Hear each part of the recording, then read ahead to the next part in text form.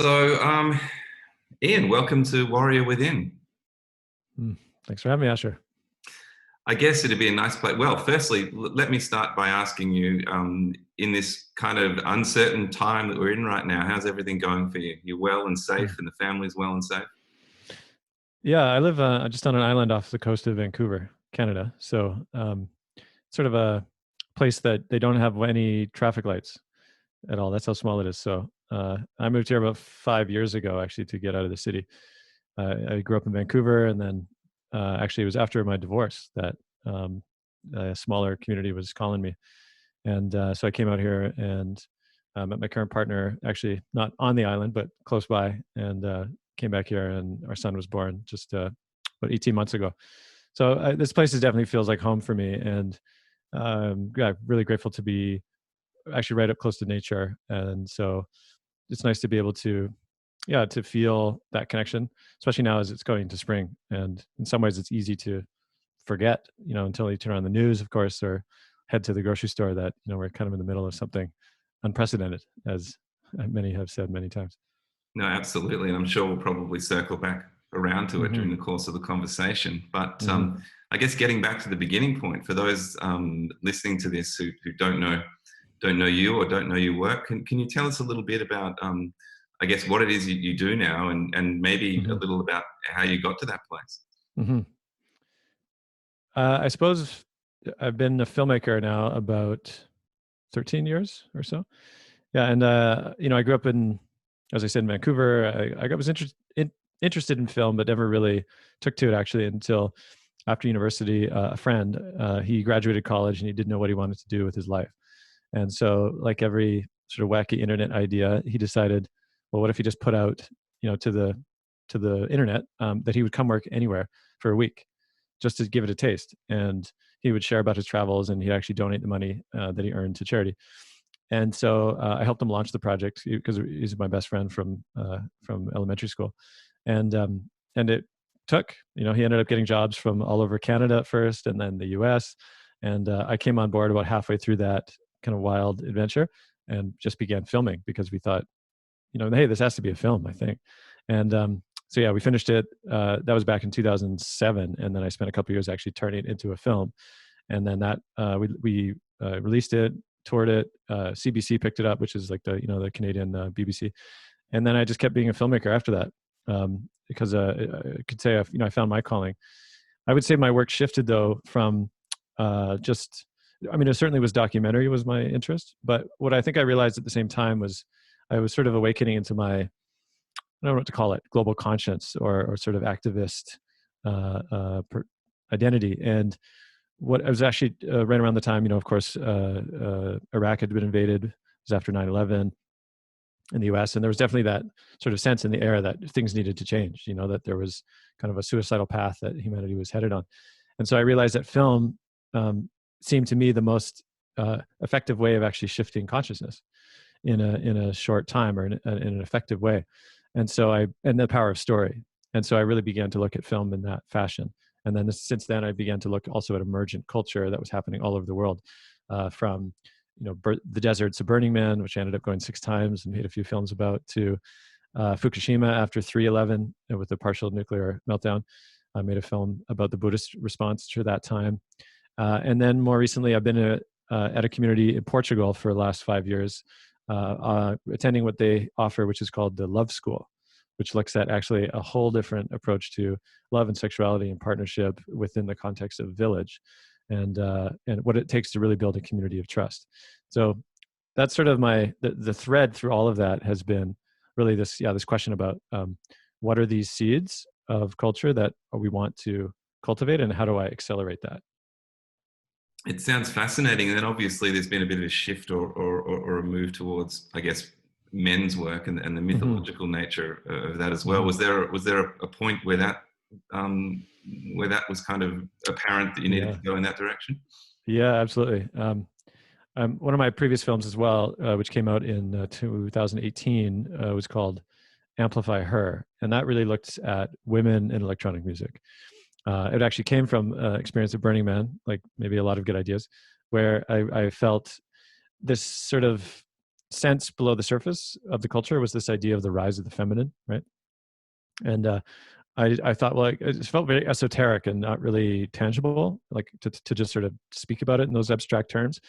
And so I thought, well, what if I could make it visible in a way by following actual women artists and like how they were using their creativity and the experience of their own lives to demonstrate actually that there was this emergence happening. And so that became a documentary project as well as a graphic novel series and an animated series too, all under that banner called Amplify Her. And a few years into that project, which had me studying archetypes and mythology, particularly reading authors like Clarissa Pinkolas Estes and Marion Woodman and like other Jungian scholars, I had another kind of sort of inner confrontation when I realized I was studying the feminine, over the last few years, and I realized I knew so little about the masculine, and that blind spot to me actually, became more clear about why. Because I think the things that are closest to us are our own shadows. Of course, we can't see them because they're our blind spots. And so that had me shift actually into this sense of curiosity, like, wait, what is it about the masculine that I don't even know that I don't know? And that had me, again, sort of become more curious.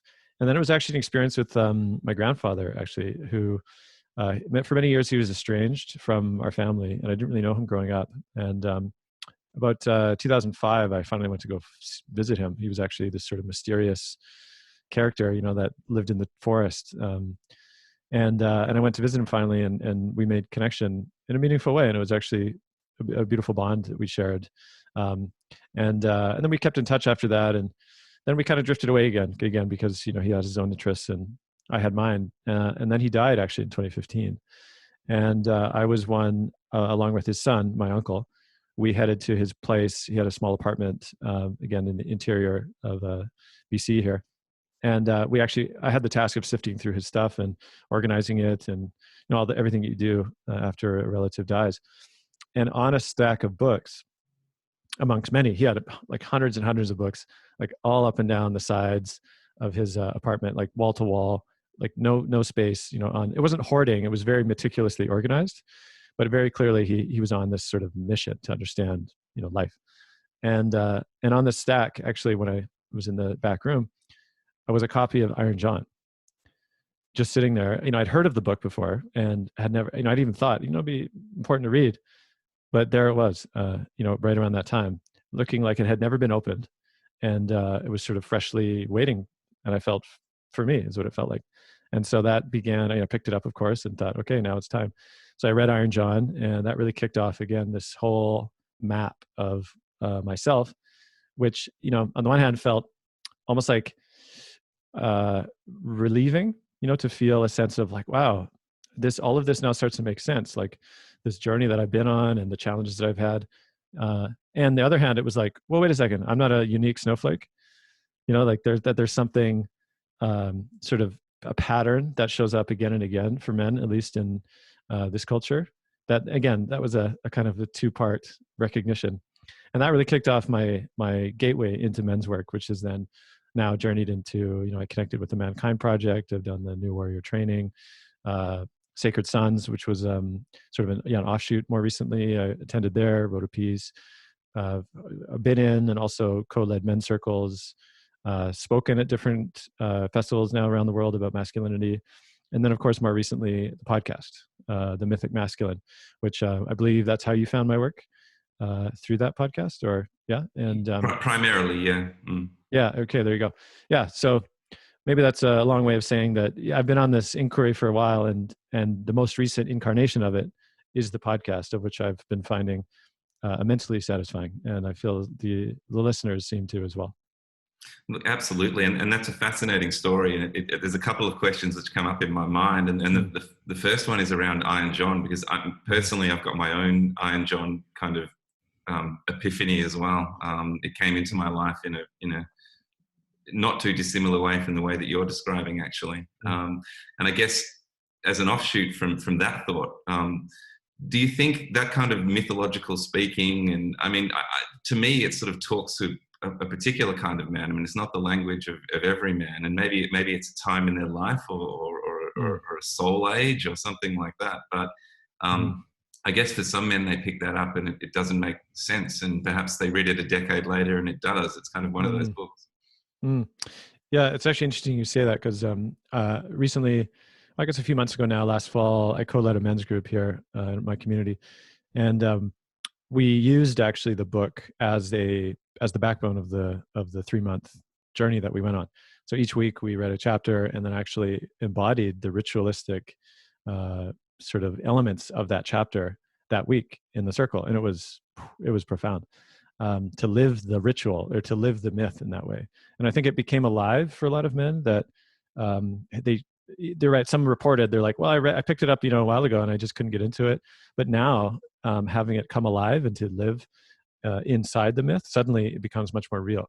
And so, I do feel for some men that they need a kind of, I don't know, mythological invitation to begin to see the relevancy in a way, or to see mythically, which is not a skill that is taught in this culture at all. In fact, I would say it's a sort of a very literal, culture. And there's, I think it was Bly who talks about, there's a whole range of both experience and meaning making that comes from, resurrecting the mythic imagination that is utterly lost on this culture because otherwise it just collapses into sort of fact or literateness. And again, it's I think a lot of men ultimately are actually unsatisfied with that, but they don't actually know there's other ways of seeing.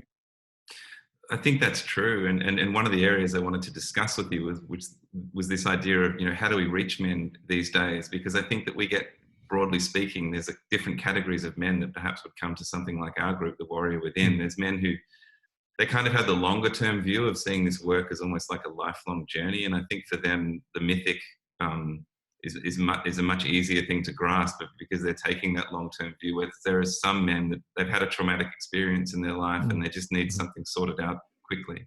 And for them, perhaps it's not quite the right path and in that moment. Yeah. And so for me, I look at all this men's work which is out there, and things like Sacred Sons and all this other stuff, and I wonder whether um, um, it's right for everybody, and how we sort of put our arms around all men in terms of where they are in the quote unquote journey. Right now, for example, in the midst of the coronavirus, there's men that need immediate help. And obviously, there's helplines and things like that which can take care of short-term trauma. But maybe getting them involved in the mythical at that point in their life is inappropriate. Mm.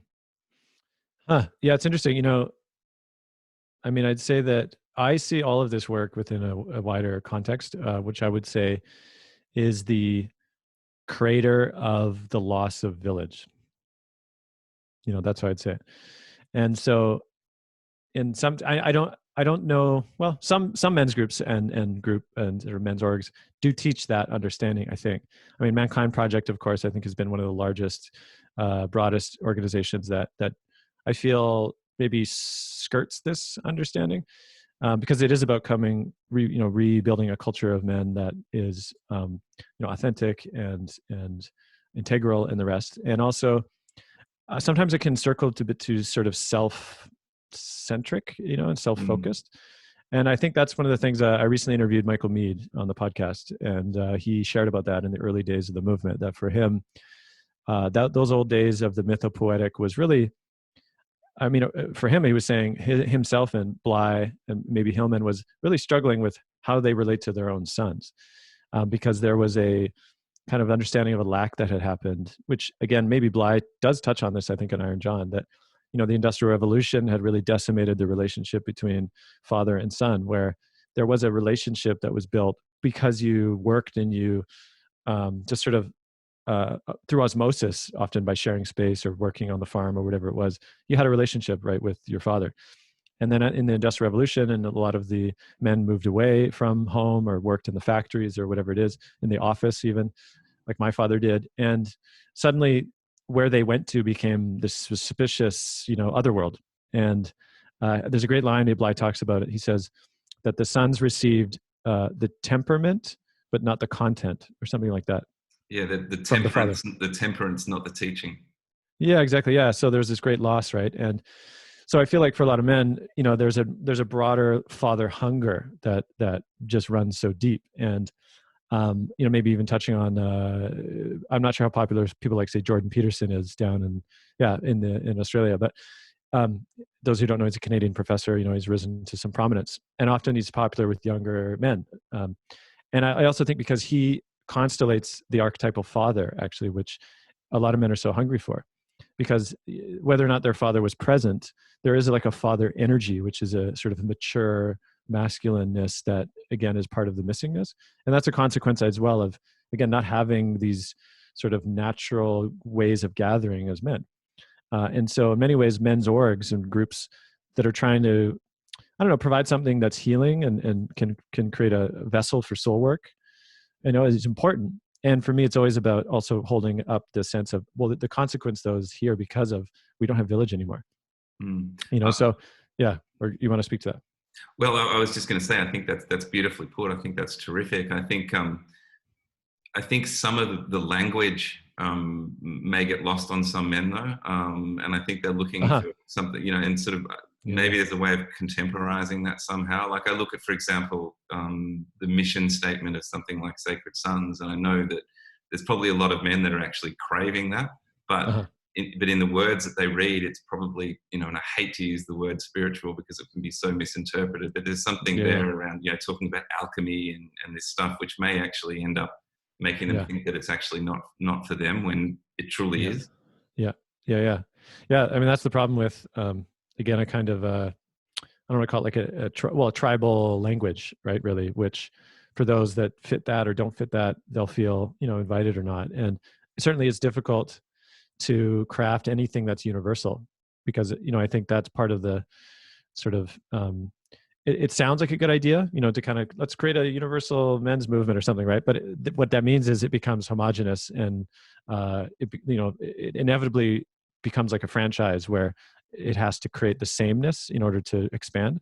Whereas, of course, like a deep indigenous relationship to place means that it's specific. So whatever language or whatever ways that particular group, or peoples create or enact, right, is faithful to that place. So again, it's not so much about universalizing, but yet we live in a modern culture where, again, a lot of people have the same experience as sort of modern, disconnected, fragmented men. That there's a lot of longing for connection, and maybe a lot of men who don't even know that that's what they're longing for. Like 100%. that's that. Yeah, and that's what happened to me as well. Like I didn't know until I sat for the first time, actually, in Portugal. It was at this village called Tamera, where I sat in an intergenerational men's circle as part of their love school.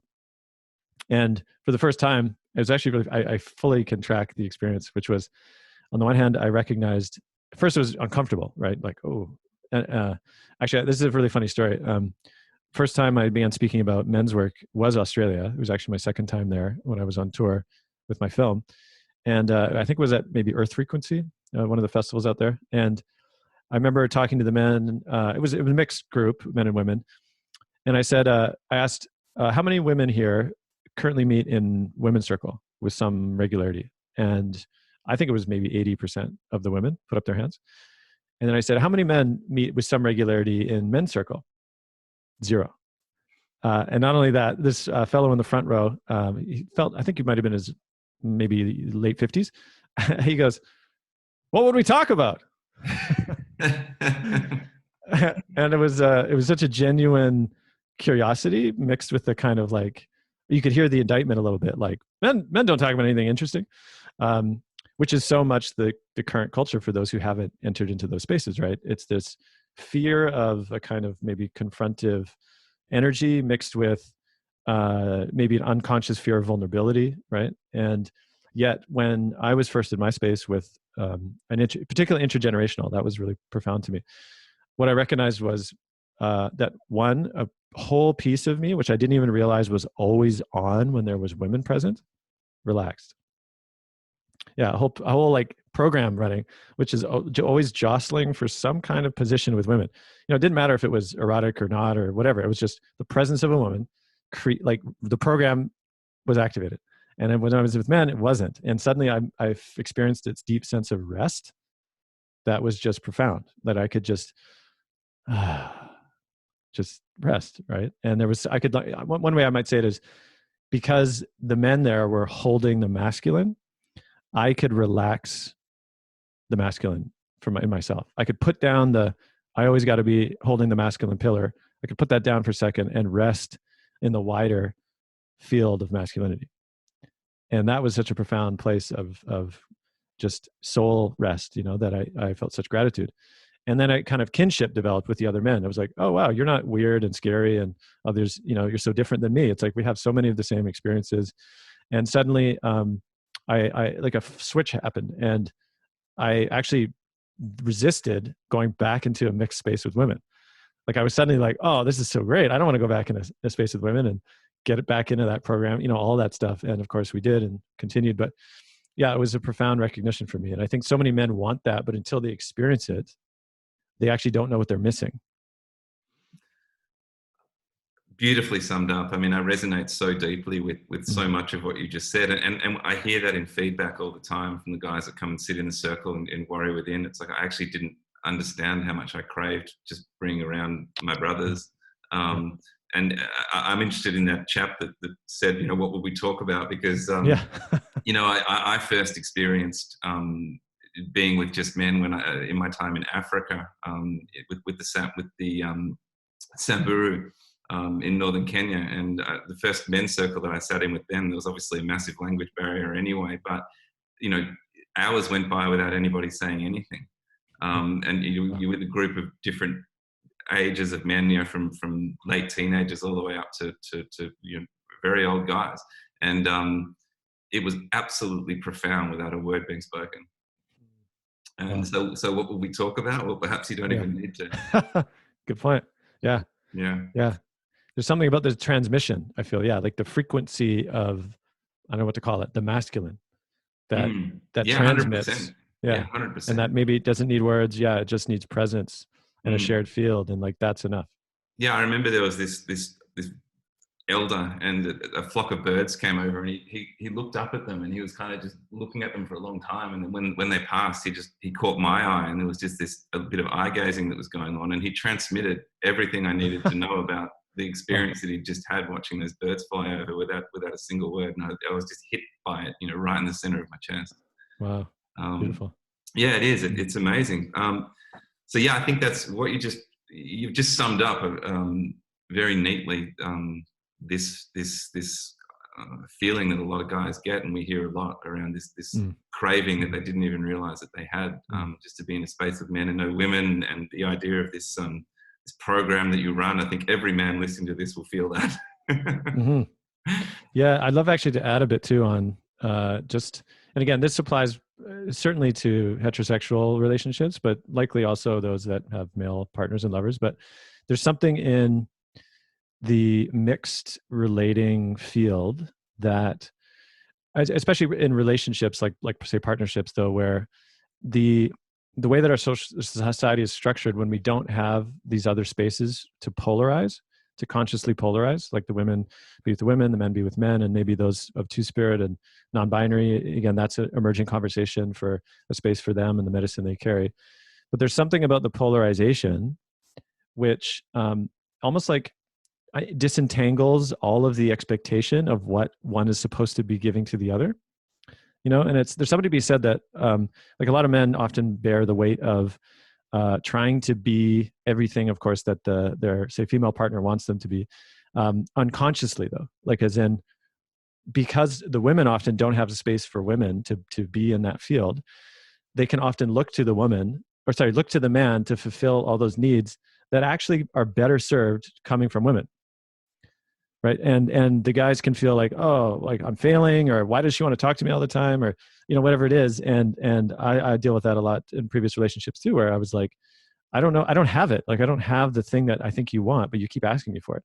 And the same thing with men. Like often they look to women often for their only avenues of vulnerability, of intimacy in terms of just, embodiment often, right? Like they'll only say seek that from a female partner, not realizing though that, again, women have their own medicine, but there's a whole other type of medicine that men carry that can only come from the realm of men.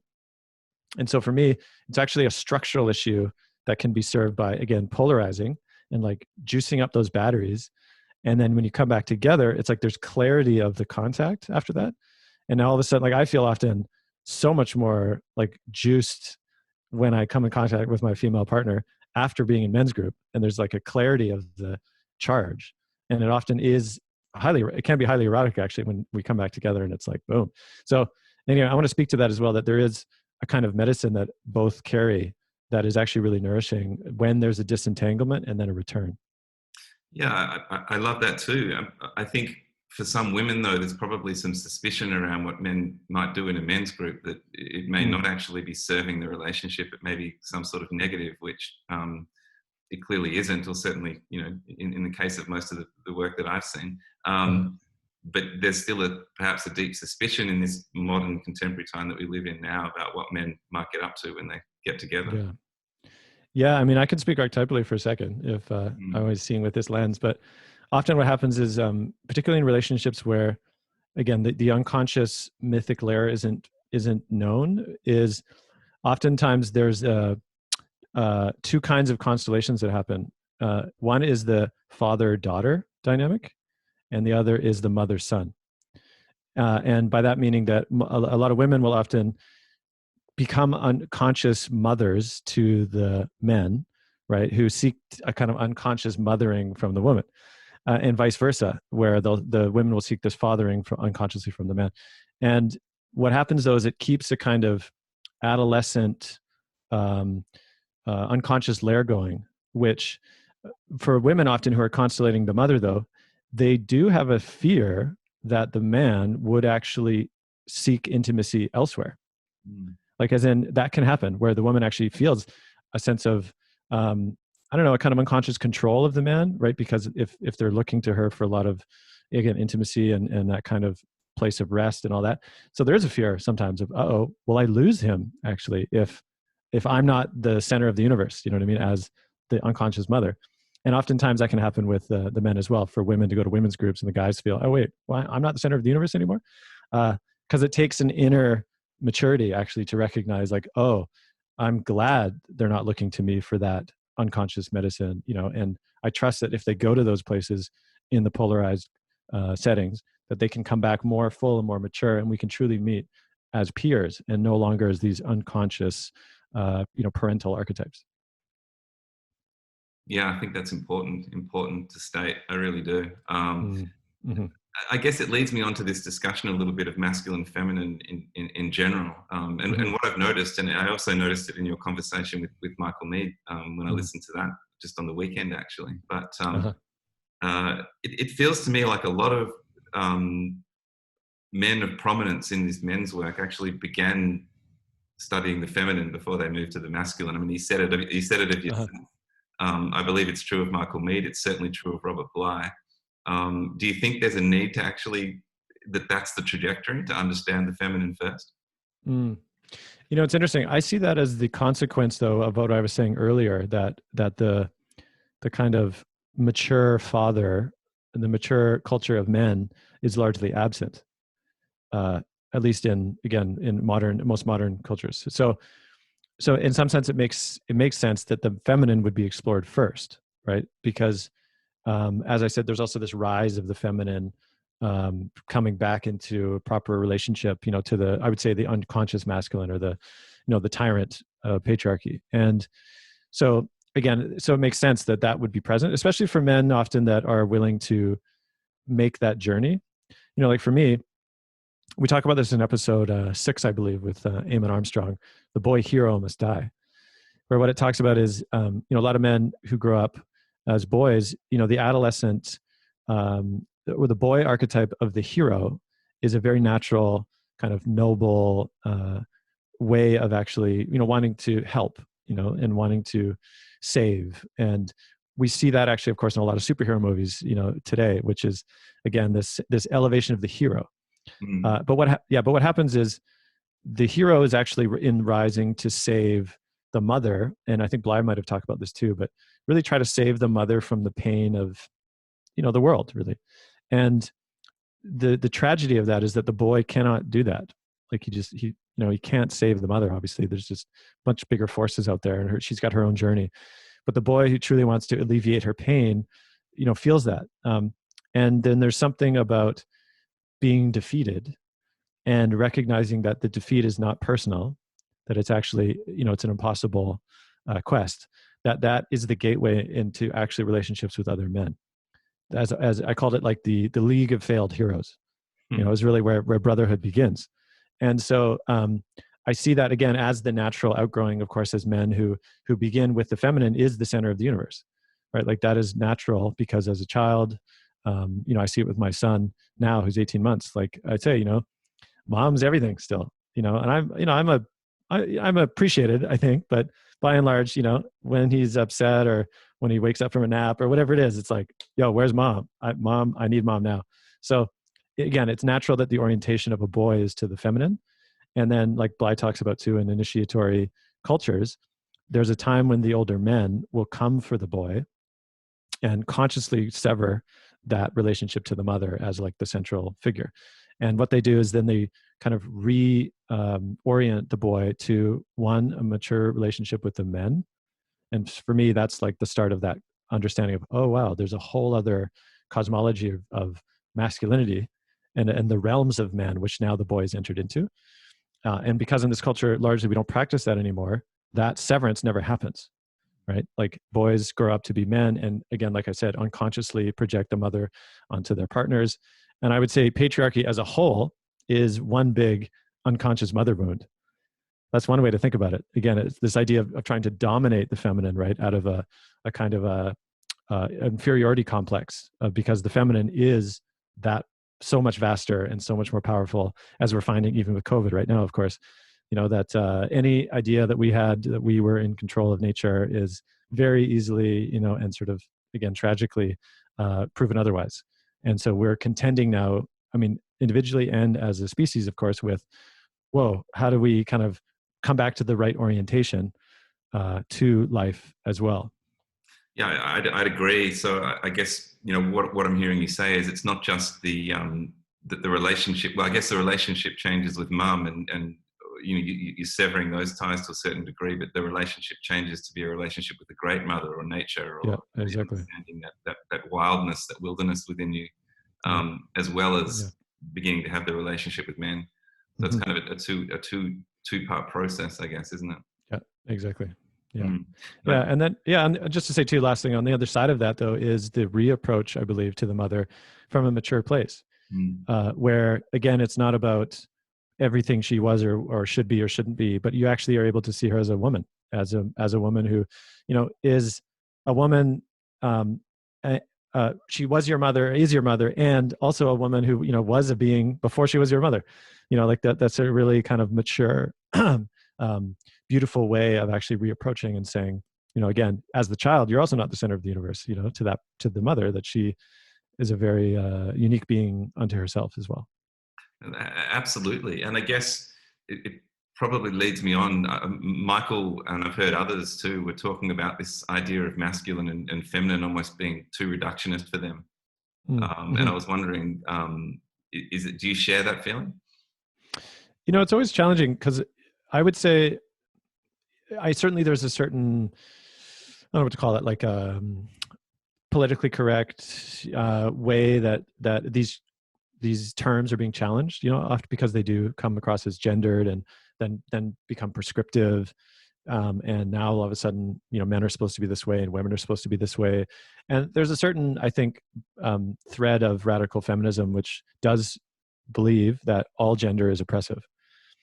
And ultimately it feels like that, it should be whatever you feel like. And that's the ultimate triumph. And then I look to indigenous cultures that seem to, again, have a very different understanding about what gender is. Not to say that there isn't challenges, within the cultures of domestic abuse and all that, for sure, like those exist. But especially in ceremony, there seems to be a relationship to the genders, which isn't one that gender is not a problem to solve, right? Like that's one way I think I've come to understand it, that it's a question of roles. Like, what is the role of the men, like in the ceremony? What is the role of the women? What is the role of two-spirit, let's say? and everybody finds their place in this constellation to serve the ceremony.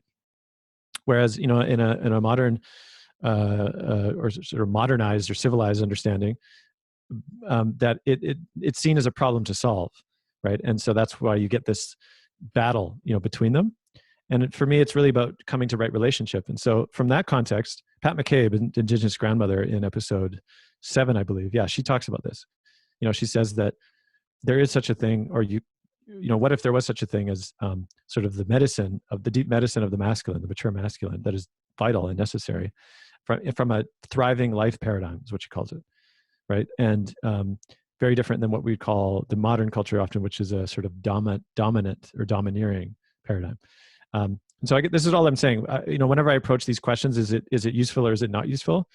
I also find it really depends on the context of the moment, the cultural context. And like, if somebody was wanting to replace them and say, well, let's use yin and yang, instead, that feels more degendered, this idea of these two energies. And I say, okay, and there's just something that feels is getting lost, in this mythic relationship or mythic experience that I found, that, there's something about being in a men's space that I find deeply nourishing and different than being in a women's space. And, whatever language is needed to be able to say that that's true from my own subjective experience feels important to me. And if somebody just says, well, no, it's all just energies, again, I feel like it strips something that is vital to the experience. Wow. Yeah. I think I agree with that. I think I agree. Yeah.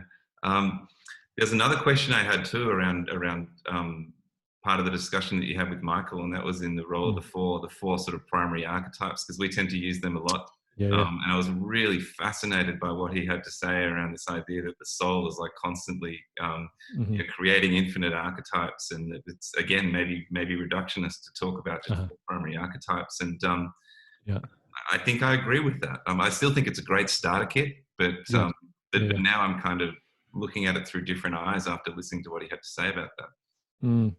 Yeah, me too. I was appreciating how he was sort of blunt, I think, with it. And I mean, I see in him too this kind of alerting people to the danger of codifying, right? Like, I think that's what he spoke to, because suddenly, if it's almost like if the map becomes the territory, then there's something lost. There's something now where we've sort of in the level of abstract, the way it is, instead of constantly revisiting and saying, yeah, what does it mean to be a warrior now?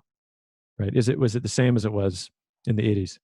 What does it mean to be a lover now? So I think if there's a way to continually return and excavate again and circle again, these archetypes, I think they still can be valuable. But as soon as it's, this box, this box, this box, this box, then I feel like, again, it becomes reductionist and a bit dangerous too, because it can supplant the subjective inquiry that many men carry, right? And also an authentic sense of, I would say the warrior, maybe back then in the 80s, could have been really the warrior of the self, like really coming to excavating, one's own, I don't know, conditioning or trauma, whatever that is, and maybe that was enough for that era. And now I would say that the clear call to the warrior is to be a warrior in service to life. Another sort of language that I've heard around this is to defend the sacred, right? And of course, Standing Rock was a huge piece of that. And so for me, so for a warrior to only circle this idea of the self, or to be good at business, or whatever it is, like that kind of energy, that to me feels actually out of contact with the current moment. Whereas to be a warrior now is to really see that, oh, life is asking for us to be warriors on her behalf, and that can look like different things. So again, what does lover mean now in this context? Does it mean, I don't know, the conquest of women, or does it mean the deep, intimate relation with the world? Coming back into sensual contact with the world, which is what Martin Shaw and I talked about recently last week, which is on a forthcoming episode. What Charles Eisenstein says, the shift from Mother Earth to Lover Earth.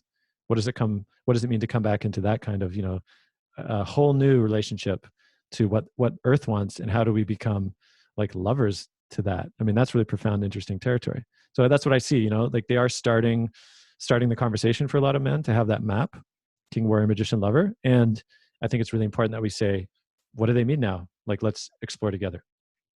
Yeah, I think that's profound, because I think typically men, we like to get instruction manuals, and we like to see For things sure. in a nice order. So if you can say this is what they are, and we're too prescriptive about it, they'll tend to um, miss out on a lot, I'd imagine. So I think Yeah. this conversation is important, and bringing up the conversation you had with Charles Eisenstein is interesting, because that's the part of that particular podcast that I hooked onto when he was talking about being in service to life. Mm-hmm. I thought that was terrific, and a lovely way of contemporizing these archetypes and thinking about it through more modern or more contemporary lens. Yeah. Yeah. Yeah. Beautiful. So I guess it's leading to a big question. It's a question I had written down there at the beginning, Ian, and that is, how would you describe like being a man in 2020? What does it even mean? Because there's so many conflicting ideas out there, and Mm-hmm. I think a lot of men are kind of lost in terms of, I'm not even sure what it means to actually be a man these days. Mm-hmm. What's your take on all that? Yeah. Yeah. Big question. Yeah, I very. mean, yeah, I'd say it's a good question to keep wondering. And for me, the podcast is, again, one level of me kind of wondering out loud with other men that I admire and, appreciate their perspectives. Because I do feel, if any time that there's a kind of attempt to craft a universal, prescription, that's the trouble we get into, right? And I think a lot of the kind of challenges to toxic masculinity, or traditional masculinity, or whatever that means, is based on that understanding that there's a universal that was upheld to say a man means this, and if you're not this, you're a deviant, or you're not manly, or whatever it is. So yeah, I'd say a lot of the kind of pillars of understanding now are dissolving, for at least from a context that seemed to hold for a bit of a time. But the irony, of course, is that even was not very long. Like, this whole idea of traditional masculinity was a very narrow window, probably from maybe the 50s, even into the late 60s, 70s. It felt like it was changing already. Like a more sensitive, emotional man was already coming in. And then into the 80s, it was, maybe characterized in America largely as the, corporate, um, like, I don't know, chasing the dollar, or the Wolf of Wall Street, or whatever, all that kind of stuff. And then the 90s, so it's constantly changing in some ways. And so anytime there's also pointing to, this is the masculinity we're up against, there may be experience for a lot of men saying, well, that wasn't what I was taught either, So again, it's like, how do you find footing in this? And that's why I'd say, I think as a whole, a lot of men right now, I think part of the challenge is being willing to be humbled. Feels like a big piece of it, because in some ways that's also contending with privilege, which I feel is a problematic word in a way, because again, it doesn't really encompass a kind of, I don't know, like a complex experience that a lot of men actually have. But as a catch-all, just for a moment, this idea that, if you're operating within a certain paradigm that tends to benefit you without you actually knowing that you're benefiting, right? And then the experience of others who aren't that, gender or skin color or whatever it is, then it's a rude awakening, to really begin to understand, oh, wow, like, yeah, I've been the recipient of a lot of things that I didn't necessarily earn. And so there's a humbling that has to happen, and a kind of a deep willingness to actually to learn, and I find that, when I'm in spaces where a lot of these conversations are happening in mixed spaces often, or people of color and the rest, I tend to not say very much, because I'm really just wanting to learn and listen, and just, again, decenter, myself. A lot of men have the challenge with that, if they've been the center of it in general. So to kind of step back, but don't disengage, like don't leave, like to stay, but just get out of the way, and pay attention and listen. That's a big piece of it, I think. And to wonder about all of this with other men is actually vital, because for me too, again, I have a problem taking up more room in these other mixed spaces, but I have a much easier time when I'm with other men and we can wonder about this together. I do feel that's the appropriate place to wonder about these things, because I don't think there is a script, but certainly there is a kinship that can be developed through the willingness to meet and to talk about and to learn and to read and to experience, that I feel is signaling a kind of, I don't know, I would call it like a cultural or generational willingness to actually kind of, I don't know, depersonalize in a way, and to actually begin to reach out. And there's experience I had with Sacred Sons, actually, which, I talk about in the essay. But we did some, I would call it really actually somatic healing work, really, which is I've had some experience with as well. But what I used this image that came to me in that time, which was, a lot of the men, there was facilitation there in the circle with these men, but also the rest of the men in our little pod were also participants in actually creating like a healing experience for all of the men that were present.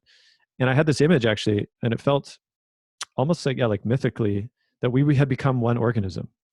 That that the personal identity of each man actually dissolved into this larger cell of masculinity for that moment, and through the shared willingness for the men to support and serve each other, and the man currently in the seat in the middle, that healing was able to take place, or at least push forward that healing, and all of the men could participate in that.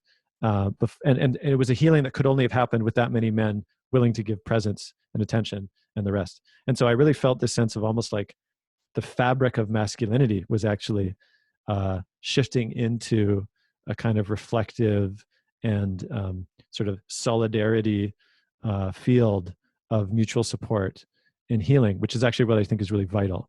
And again, it's all about being willing to step outside of our own, paradigm of I'll do it alone. I'm the lone wolf. Like, I don't need other men. And that I think kind of creates the cultural possibility actually of a much wider shift going on that, again, we need each other for. We can't heal alone. And again, I really love that. And again, Michael Mead was talking about a little bit when he talked about when the fissure appears in a man's psyche or whatever as part of the process, that's the time to kind of put him in the center, Yeah, where exactly. everybody can do the work and sort of on his behalf. And the idea of, I never really thought of it about being kind of one organism, but it's a beautiful way of putting it. Yeah. Yeah. Yeah. And it was profound. It was very clear to me, like that's what was happening, that we were all became this intelligence that was greater than any one man.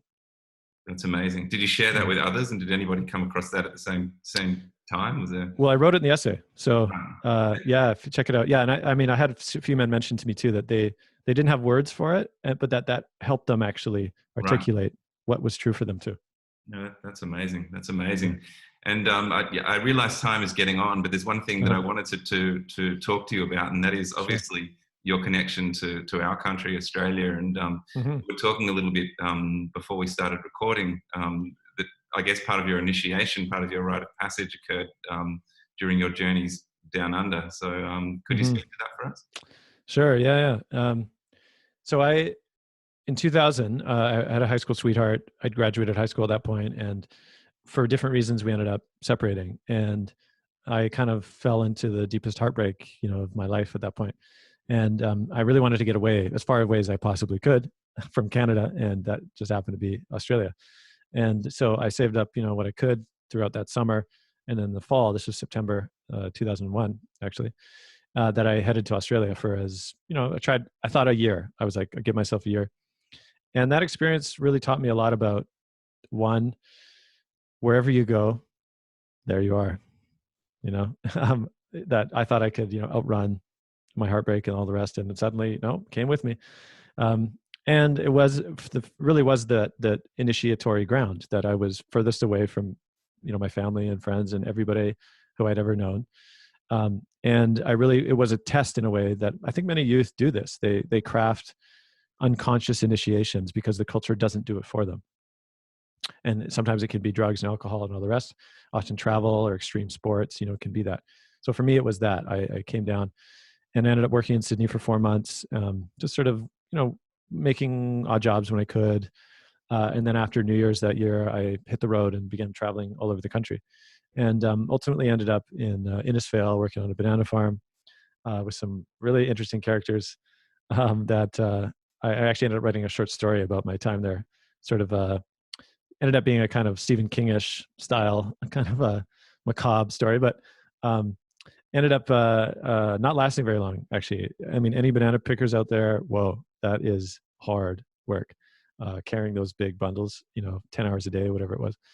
And so ultimately, I ended up sort of being defeated in that my money ran out about 8 months, and ended up, getting enough to get a flight back and got home. But I really felt a sense, one, of that initiatory experience, of really just going out there as far as I could. And only after I got back, I had such a profound sort of not anything changing. Like that was my experience. I got back, I was like, wow, I must be so different. Everybody else must be so different. Can't believe how life must have changed. And I got back and everybody's like, hey, how was it? Pretty good. Cool. And it was such a letdown, right? Because again, I see that I now know in the initiatory journey, the return, being welcomed back by the community, being recognized that you're different, is such a necessary ingredient in this. And nobody did it. Nobody knew how to do it. Nobody thought about doing it, right? And so again, it was such a profound, I don't know, sadness that came after, and I didn't know why. And I think, again, many people who do this go away, or men who do this, they come back and maybe have a similar experience. So in some ways, it taught me, again, that led me to lots of other experiences, where I ended up meeting mentors and elders much later, and began to sort of approach this cultural understanding of like, oh, yeah, this is why I did this, or this is why it felt this way. So some ways I needed to go through that to then recognize the absence of these things. But I definitely feel indebted to Australia as being that mythic, deeply elemental ground, where I first was able to kind of get away to the other world, for me at least. And it was profound, actually, because I'll just finish this by saying I ended up speaking at a festival, back in 2016 when I came back. And there was a youth there who was Australian, who was at the festival, and he'd seen me talk earlier in the day, and we got to chatting. And he said to me, he's like, oh, yeah, you spoke earlier today. I was like, yeah. And he's like, I just got back from Canada. I was away, because I wanted to get away as far as I could from my home, which was Australia. And he said, and I got back and nothing's different, and I said to him, well, look, here's what should have happened. And I was able to tell him, actually, this is probably why you did what you did and didn't know it. And this is what should have happened when you got back. And the recognition that he felt, I think, of being seen by another, slightly older man, to just say, hey, and to actually even apologize and say, hey, I'm sorry, this should have happened for you. You should have been welcomed back, by the elders in your community. You should have been seen as different because you achieved something, important. And there was something in that felt healing. It like completed the loop, I didn't have that either, but I could be something of that to him. And the last thing to say maybe is that Martin Shaw has this great phrase when he says, if you haven't been fed, become bread. Maybe I was a little bread then for that kid. I love that. I really love that. I can't think of a better place to end it in. So with that little gem, so thank you. But I will just say, the men within Warrior Within, we're big supporters of your work, and I promote it as much as I can, because I think it's highly insightful and exactly aligns with where we're at and what we're trying to achieve. So I just want to thank you for what you do. Beautiful. And thank you for this chat. Appreciate it. Thanks, Asher. Yeah, really appreciate the invitation and to wonder about this stuff, and hopefully it serves your community.